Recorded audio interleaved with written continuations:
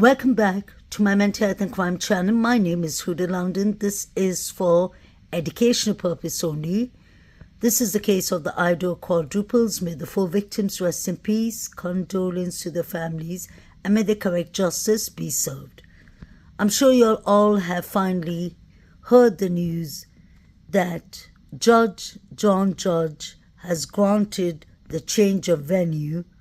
So this case will be tried in Idaho County.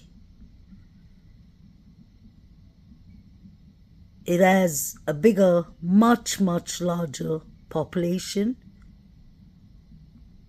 than Later County.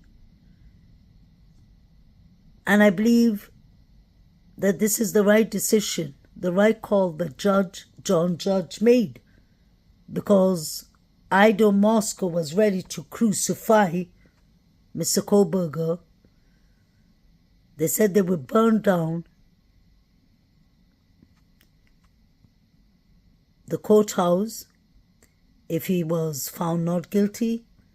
They said they would take justice into their own hands. They said they would let the parents of the victims unalive Brian Christopher Kohberger. So I think it was really fair of the judge to change the venue. There will be a new judge.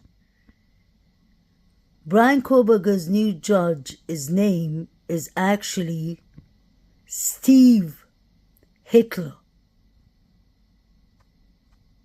Let me repeat. Brian Kohberger's judge, new judge, his name is Steve Hitler.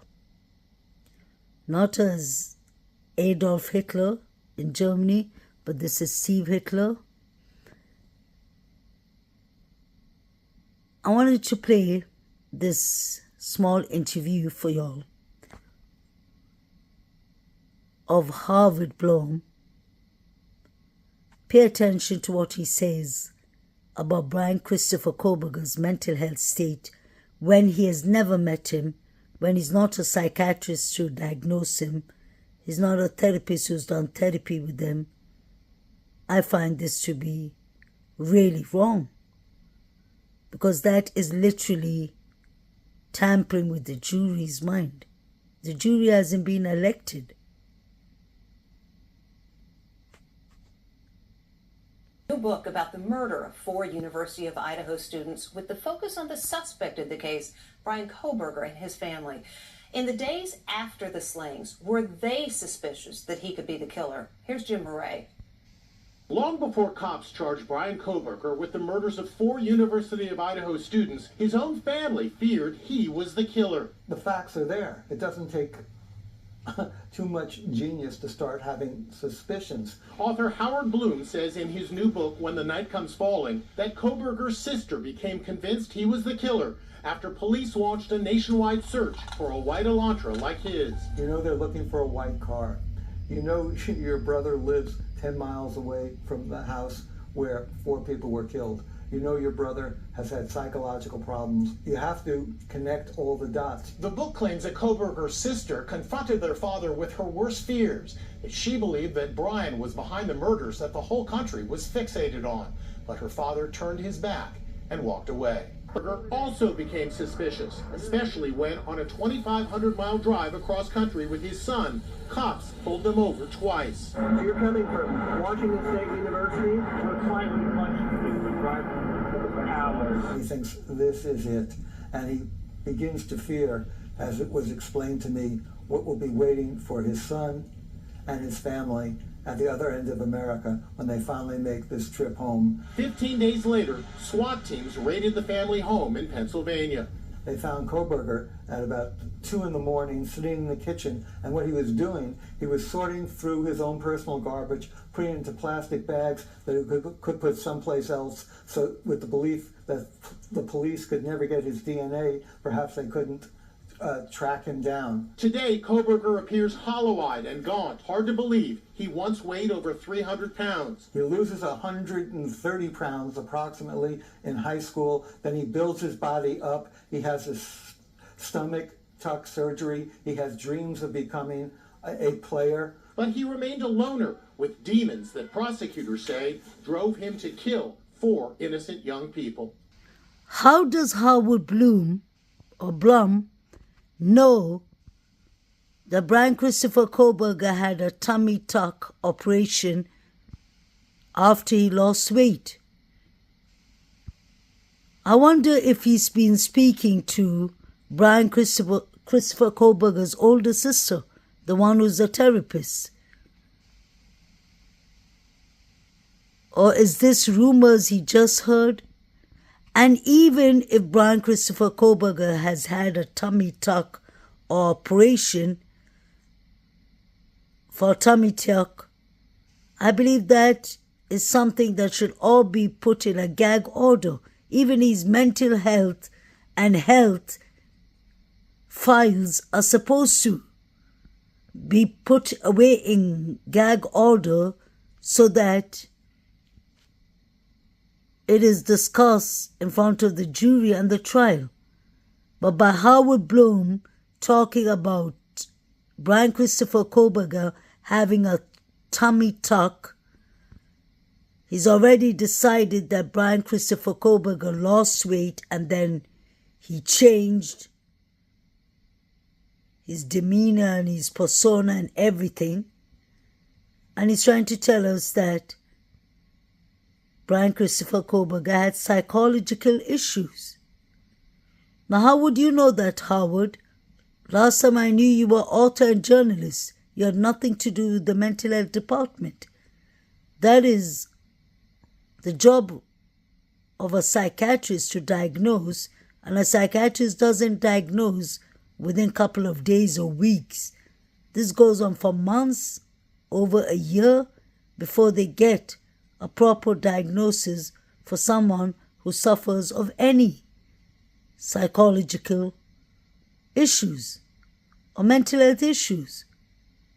I find this to be completely wrong, and they should have put this man on a gag order, in my opinion. Yes, I always found it strange that Brian Christopher Koberger was found at his parents' kitchen when the FBI came to arrest him. He had on gloves. He was putting evidence in different bags. He had a Glock pistol, I believe. There was a list of things he had that did not make sense if he's innocent. I've always said I believe Brian is not innocent. I believe he's involved somehow or the other, but I don't believe he did these crimes alone.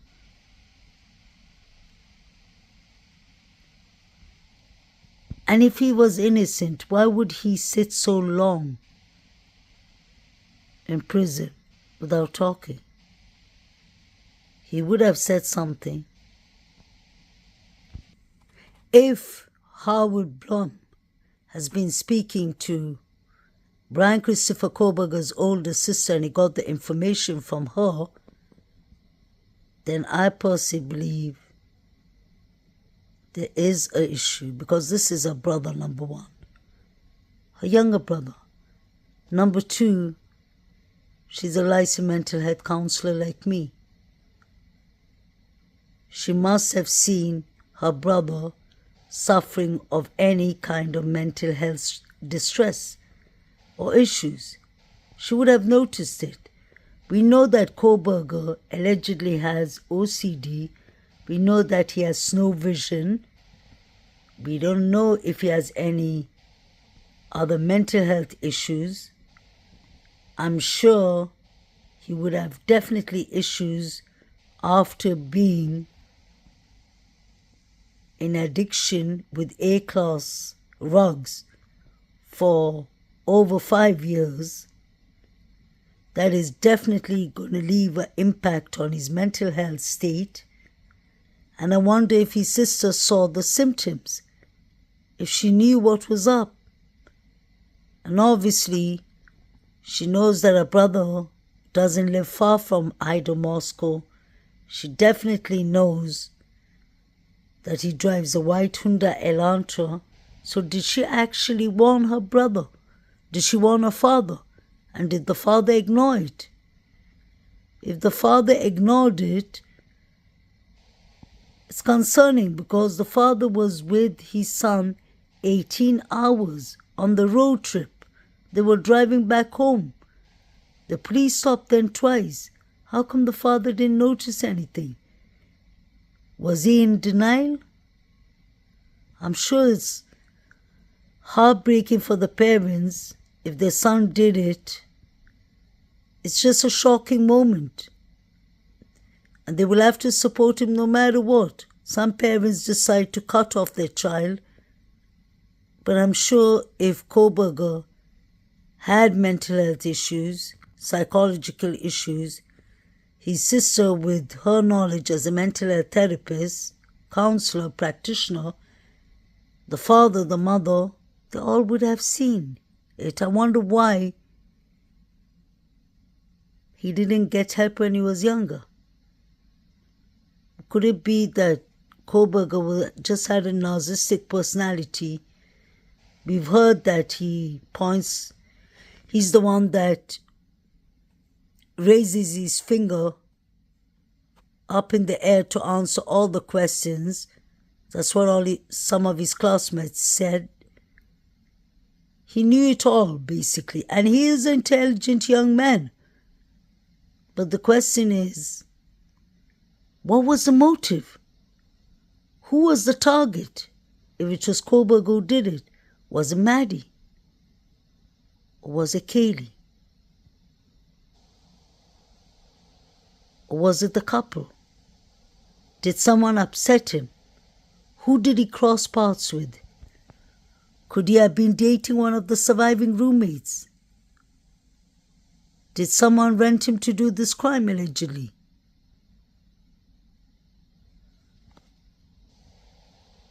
I wouldn't be surprised if Kohberger suffers of a serious mental health illness. I've always thought about that. Something like maybe schizophrenia or bipolar or something. At times I wonder if he suffers of multi-personality disorder. Did. It's a name for it. He could have some behavior issues if he was a loner and he was by himself and he was in addiction for 5 years.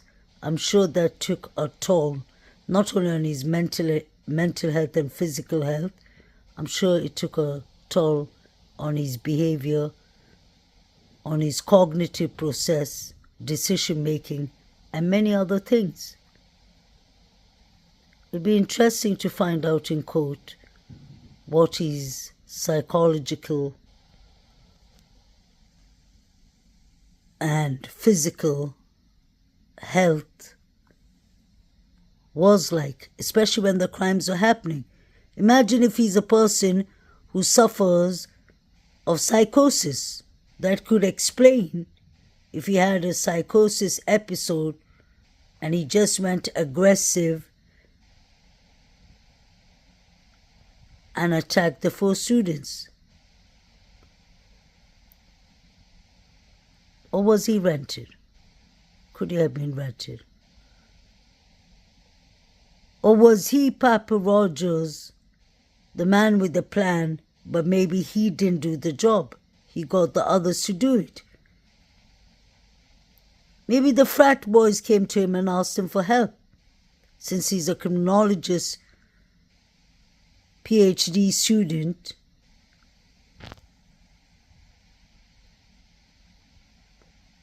could Brian Kohberger have been trying to impress his professor, Dr. Catherine Ramsey? Maybe he wanted her to write a book on him. But now we have the new judge in the new county, Ada County, Judge Hitler. Before we had Judge, what was his name? Judge John Judge. And we thought that name was a bit weird or strange, a bit fun.